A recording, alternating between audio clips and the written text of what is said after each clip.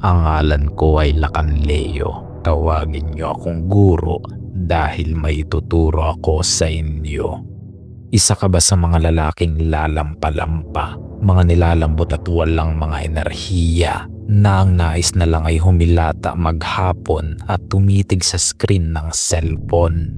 Kinakawawa mo ang sarili mo, sinasayang mo ang potensyal mo. Ang mga bagay na dapat sana'y pinaglalaanan mo ng iyong enerhiya, ngunit sinasayang mo lang ito sa mga walang kwentang bagay. Self-sabotage is an addiction at ito ang kinahihiligan ng maraming lalaki. Kaya sila mga utak galunggong at mga lalampa-lampa. Mga walang motivation, dedication, ang mga puso nila'y patay at tinatamad na para bang mga mindless zombies na walang kaenerhiya. This is bad. But I have the solution. You see, bilang lalaki, hindi ka makakapag-perform ng maayos kung ang energy mo ay katulad lang sa isang bulate. Hindi ka makakapag-dominate niyan. Kaya sa video na ito, ituturo ko sa inyo ang mga bagay na dapat nyong gawin upang patasin ang inyong enerhiya so you can dominate other men. Number 1. Water. Life exists wherever there is water, kaya't masasabi natin na ito'y nagbibigay buhay sa kahit anong humihinga o gumagalaw. Kung nasaan ang tubig, naroon din ang buhay. Nauunawaan niyo ba kung gaano ito makapangyarihan? Maraming tao ang mas pipiliin pa ang mga inuming may patamis kaysa sa malinis at natural na tubig. Kaya tingnan nyo ang mga katawan nila, ang lalaki ng tiyan at napakabibilis mapagod. Mga nakakaawa, dalawa-dalawa ang mga baba at mga lambutin. Water is the very basis of life. It gives your body the energy it needs. Huwag na kayong magpalin lang sa mga energy drinks at kung ano pa man. Commercialize na ang mga yan. Ang nais lang nila ay pera mo. Kung gusto mong mas tumaas ang enerhiya mo sa araw-araw, huwag kang iinom ng kung ano-anong processed drinks na hinaluan lang ng kung ano-anong chemical. Masabi lang na nakaka-energize ito. Marketing lang naman lahat ng iyan. Stay organic, stay natural. Clean water is all your body needs. Number 2. Sunlight. Napakaraming benepisyo ng araw sa ating katawan. Isa na rito ang pag-improve ng mood na konektado sa productivity level mo. Ganito yan. Sunlight stimulates the production of serotonin, isang uri ng hormone na nag-elevate ng mood mo at nagpapababa ng chance mong magkaroon ng depression. Sunlight triggers the release of endorphins too. Ito naman ang uri ng hormones na nagsisilbing natural na stress reliever natin. Do you understand the importance of sunlight now? Kahit pagkumparahin mo ang health status ng dalawang magkaedad na lalaki, isang nakatira sa bukid, palaging naaarawan at may dynamic lifestyle, at isang laging nakakulong sa kwarto, pahila-hilata at nakatitig lang sa screen. Sino sa tingin mo sa kanila ang may level of energy na katulad ng sa isang bulate? It's a no-brainer. Ang katotohanan ay our body needs the sunlight, at kung malalaman nyo ang epektong dala nito sa level ng vitamin D sa katawan natin, mapapagtanto nyo na dinisenyo ang katawan ng tao to consume energy from the sun. Number 3. Sweat. Sweating because of physical activities is a healthy habit. Ngayon, kung nais mong tumaas ang energy level mo sa araw-araw, you need to use your body. Kailangan mo itong i-upgrade dahil it's not about increasing the energy. It's about increasing your body's capability to restore energy. Ganito yan. Madali lang patasin ng energy. Pero ang tanong, kaya ba ng katawan mo ang magkaroon ng mataas na energy? Can your body handle the abundant amount of energy? Dahil kung hindi kakayanin ng katawan mo, mahihirapan ka. Maaari ka pang magkaroon ng mga komplikasyon. Kaya ganito ang gawin nyo. Increase your body's energy capacity first. At upang magawa nyo yan, simple lang. Expose your body in physical activities. Tandaan nyo, ibibigay lang ng katawan nyo ang energy na kailangan ito. Kaya kapag palaging active ang katawan mo, mas magge-generate ito ng maraming energy para makasabay sa pangangailangan mo. Ngunit tandaan nyo, if you are not using your body, you don't need more energy. Number 4. Cold shower.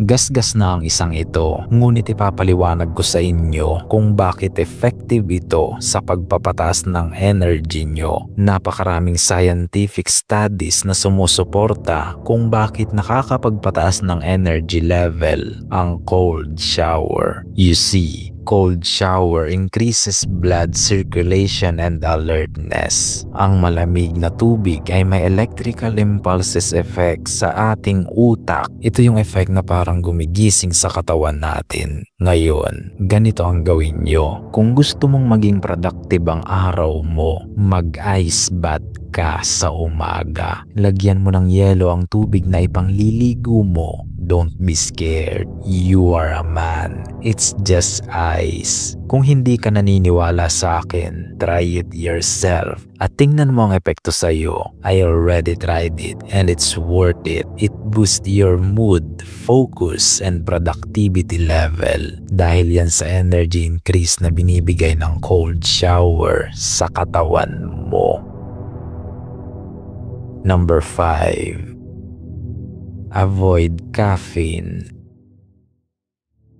Ang caffeine ay madalas natin makikita sa kape bilang pangunahing sangkap nito. Ngayon, bakit kailangan nyong itigil ang pag-inom ng kape kung nais nyong tumaas ang energy nyo? Mukhang contradictory, hindi ba? Dahil alam ng marami na ang kape ay nagbibigay alertness at energy kapag tamlay at inaantok ka. Ngunit, hindi ito practical at healthy option. Kung long-term effect ang pagbabase, makinig kayo. Oo, ang kape ay nagbibigay energy at alertness. Epekto ito ng caffeine. Kaya pakiramdam natin ay gising na gising tayo at napaka-energetic. Ngunit gaya nga ng sinabi ko, epekto lang ito ng caffeine sa kape. Ito ay parang drugs na kapag nawala na ang epekto, babalik na ulit sa pagiging lambuti ng katawan mo. Kumbaga, nanghihiram ka lang ng enerhiya mula sa caffeine. Kung wala ito, isa ka lang lantang gulay. Session by session lang ikaw nagkakaroon ng energy. That's why you need to avoid caffeine dahil gagawin lang itong droga ng katawan mo. Number 6. Avoid poisons.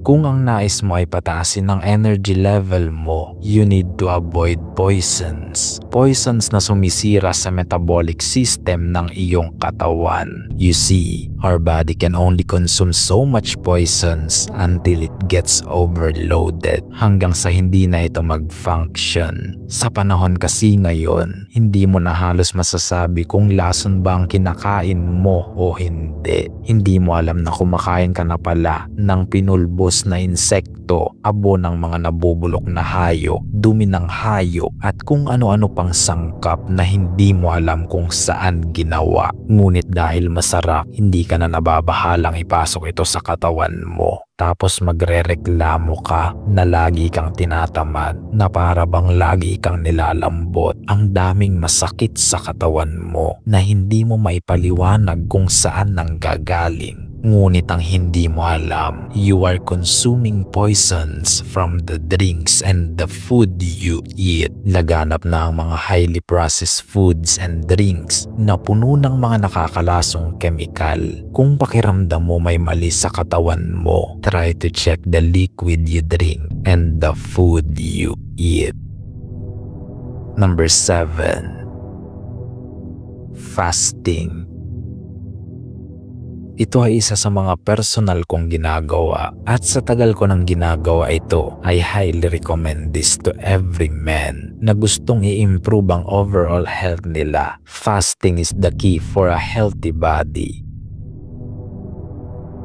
Sa sobrang effective nito, it's like a cheat code. And mind you, I never visited the doctors. Sa matagal ko ng taga-subaybay, one thing they know about me is, hindi ako kumakain ng breakfast. I fast every day. Dahil ito ang nagbibigay enerhiya sa akin. You see, napakaraming health benefits ng fasting at isa na rito ang pag-increase ng energy level mo. Kapag busog ka, nagsiswitch ang katawan mo into resting and digesting mode. Dahilan para antukin ka at tamarin kang kumilos. Pakiramdam mo tuloy ang baba ng energy mo. Ngunit totoo ito. Subukan mong sanayin ang katawan mo sa araw-araw na fasting. Tapos huwag kang magpapakabusog ng sobra sa pagkain. Teach your body how to adapt in daily fasting. Huwag mong i-baby ang katawan mo sa labis-labis na pagkain dahil ikaw rin ang mahihirapan niyan sa huli. Number 8. Meat diet. Ito ang energy hack para sa may mga maluluwag na bulsa. Kung alam nyo ang sinabi ni Andrew Tate tungkol sa meat-only diet niya, doon ko ito nakuha. Wala akong pakialam kung gusto mo si Andrew Tate o hindi. This is not about it. Sinubukan ko muna ito sa sarili kong katawan and the result is unbelievable. Hindi kailangang unhealthy at mas mabuti ikaw mismo ang nagluto. You see, meat is the best source of high quality protein, puro at natural, hindi pulbos na prinoseso. I tried the meat-only diet, ngunit may kasama pa ring kanin. Palaging karne lang ang kaulam. And then, my energy throughout the day never goes down. Napakarami kong nagagawa sa buong maghapon at ang nakakatuwa pa dito, kahit pagdating ng gabi, hindi ko maramdaman ang pagod sa kabila ng aking mga ginawa. My energy is consistently high throughout the day. Ito ang energy na kailangan mo to dominate other men. Kapag mas marami kang enerhiya, mas marami kang magagawa to level up your physique, to sharpen your mind, and to double your finances. Number 9. Become offline. Isa ito sa mahalaga. You need to turn off your phone, your Wi-Fi, and your social media. Disconnect from the virtual world dahil hinihigop niya ng enerhiya mo kahit nakaupo, nakahiga ka lang. It drains your energy. Anong pakiramdam kapag maghapon ka lang nakahilata at nakatitig sa screen? Masakit sa ulo, tamlay at nilalambot. Dinaig mo pang nag-duty ng gabi sa call center kahit wala ka namang ginawa. Inubos mo na nga ang enerhiya mo kakatitig sa screen. Sinayang mo pa ang oras mo kahit wala kang ginagawa. Hinihigop ng online world ang mental energy mo and it's not worth it. Kung nais mong magkaroon ng abundance amount of energy, disconnect from online world and reconnect with the real world.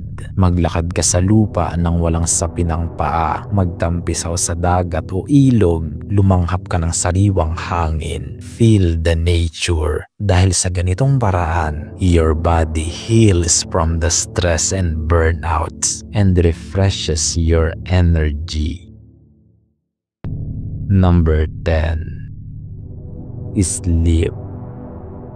This is the last but not the least dahil isa ito sa pinaka-importanting bagay kung nais mo ng abundant energy sa araw-araw. You need to get a good quality sleep every night dahil ito ang natural way ng katawan natin to heal and renew our cells. Ngayon, alam ko ang iba sa inyo ay may conflict sa mga personal schedule, but it's not my problem. You are a man. Find a way to get quality sleeps. Dahil kung hindi mo magagawa yan, lahat ng binanggit ko sa video na ito mula sa umpisa ay baliwala lang. Kung hindi ka magkakaroon ng maayos na tulog, hindi ka magfa-function ng maayos at hindi mo magagawa ang mga binanggit ko. So always try to get quality sleeps every night. Huwag ka nang mag-alarm sa umaga, bagkus mag-alarm ka sa gabi. Maglagay ka ng oras ng pagtulog mo dahil mas mahalaga ang oras ng pagtulog mo kaysa paggising mo. Sa ganitong paraan, you will stabilize your sleep cycle and you will get quality sleeps every night. Gawin nyo ang 10 bagay na yan to increase your energy level and see the results yourself. Nga pala, kung nagustuhan mo ang video na ito, kindly like and subscribe to support our channel. Umunawa ang may pandinig. Hanggang sa muli, mga tapat kong kawal.